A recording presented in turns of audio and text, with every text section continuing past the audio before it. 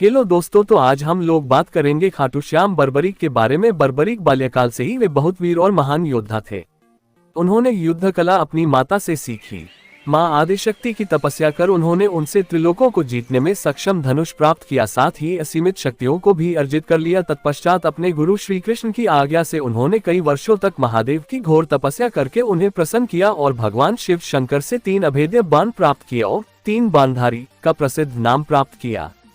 महाभारत का युद्ध कौरवों और पांडवों के मध्य अपरिहार्य हो गया था, अतः यह समाचार बर्बरीक को प्राप्त हुआ तो उनकी भी युद्ध में सम्मिलित होने की इच्छा जागृत हुई। जब वे अपनी माता से आशीर्वाद प्राप्त करने पहुंचे तब मां को हारे हुए पक्ष का साथ देने का वचन दिया। वे अपने लीले घोड़े, जिसका रंग नीला था, पर 3 बाण और धनुष के साथ कुरुक्षेत्र की रणभूमि की ओर अग्रसर हुए। सर्वव्यापी श्री कृष्ण ने ब्राह्मण वेश धारण कर बर्बरीक से परिचित होने के लिए उन्हें रोका और यह जानकर उनकी हंसी भी उड़ाई कि वह मात्र 3 बाण से युद्ध में सम्मिलित होने आया है। ऐसा सुनने पर बर्बरीक ने उत्तर दिया कि मात्र 1 बाण शत्रु सेना को परास्त करने के लिए पर्याप्त है और ऐसा करने के बाद बाण वापस तर्कस में ही आएगा। यदि तीनों बाणों को प्रयोग में लिया गया तो तीनों लोकों में हाहाकार मच जाएगा। इस पर श्री कृष्ण ने उन्हें चुनौती दी कि इस पीपल के पेड़ के सभी पत्रों को छेद कर दिखलाओ, जिसके नीचे दोनों खड़े थे।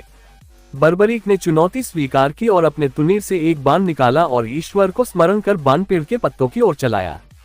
तीर ने क्षण भर में पेड़ के सभी पत्तों को भेद दिया और श्री कृष्ण के पैर के इर्द गिर्द चक्कर लगाने लगा, क्योंकि एक पत्ता उन्होंने अपने पैर के नीचे छुपा लिया था। बर्बरीक ने कहा कि आप अपने पैर को हटा लीजिए, वरना ये आपके पैर को चोट पहुंचा देगा।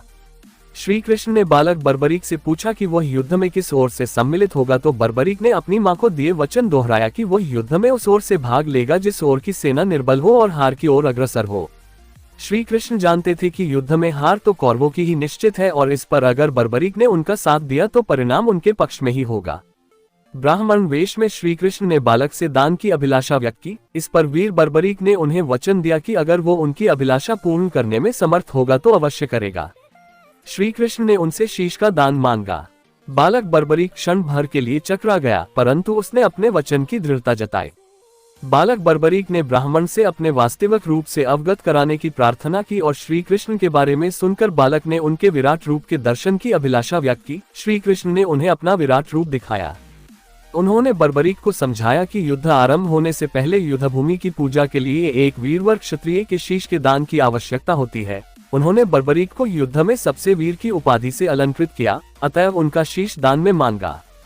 बर्बरीक ने उनसे प्रार्थना की कि वह अंत तक युद्ध देखना चाहता है। श्री कृष्ण ने उनकी यह बात स्वीकार कर ली।